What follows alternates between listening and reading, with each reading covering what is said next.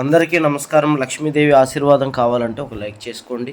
మిథున రాశి వారు చాలా అదృష్టవంతులుగా మారబోతున్నారు.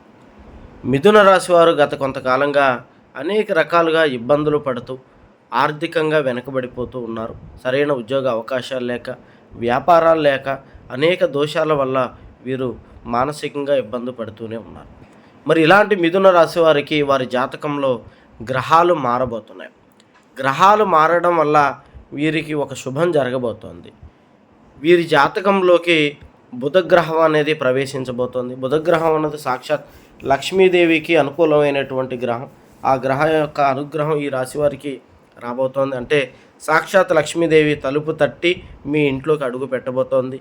కాబట్టి మీకు చాలా వరకు శుభాలు జరుగుతాయి, మంచి జరుగుతుంది, కోరుకున్నవన్నీ దక్కుతాయి.